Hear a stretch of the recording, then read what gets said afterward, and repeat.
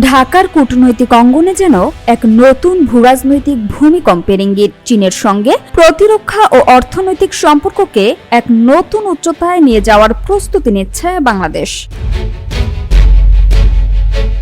24টি অত্যাধুনিক jet-NC multirole যুদ্ধ বিমান কেনার পরিকল্পনা এখন চূড়ান্ত পর্যায়ে। সরকারি সূত্র বলছে, আসন্ন আগস্টের মধ্যেই এই বহুল আলোচিত চুক্তি স্বাক্ষরিত হতে পারে, যার প্রতিটি যুদ্ধ বিমানের দাম ধরা হয়েছে প্রায় 40 মিলিয়ন মার্কিন ডলার। এই অগ্রগতির মধ্যেই বেইজিং সফরে রয়েছেন দেশের শীর্ষ নেতৃত্ব।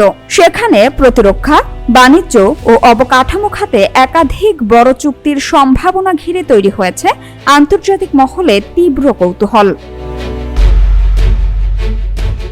একই সঙ্গে মোংলা বন্দর ও বিশেষ অর্থনৈতিক অঞ্চল ঘিরে দেখা দিয়েছে নতুন মোড়। আগে যেখানে ভারতের বিনিয়োগ পরিকল্পনা ছিল, এখন সেখানে চীনা বিনিয়োগকারীদের জন্য পথ খুলে দেওয়ার বিষয়টি কূটনৈতিক অঙ্গনে আলোচনার কেন্দ্রবিন্দুতে। চট্টগ্রামে নতুন একটি চীনা শিল্প পার্কের অনুমোদন এবং বড় অঙ্কের বিনিয়োগ প্রতিশ্রুতি, সব মিলিয়ে বাংলাদেশে চীনের অর্থনৈতিক উপস্থিতি দ্রুত বাড়ছে বলে মনে করছেন পর্যবেক্ষকরা।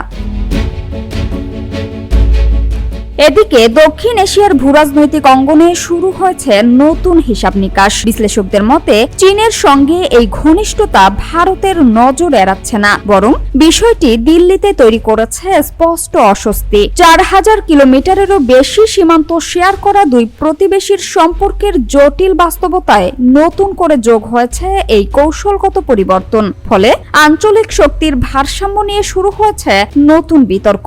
অন্যদিকে বাংলাদেশ এক বহুমাত্রিক পররাষ্ট্র নীতির পথে হাঁটছে, যেখানে ওয়াশিংটন, বেইজিং, মস্কো এবং নয়াদিল্লি সবাইকে সঙ্গে নিয়ে সমান ভারসাম্য রাখার চেষ্টা চলছে। সব মিলিয়ে দক্ষিণ এশিয়ার কূটনৈতিক মঞ্চে তৈরি হয়েছে এক নতুন উত্তাপ, যার পরবর্তী অধ্যায় কি হবে তা নিয়ে অপেক্ষায় আন্তর্জাতিক মহল। সামিয়া সুলতানা, ঢাকা ওয়াচ।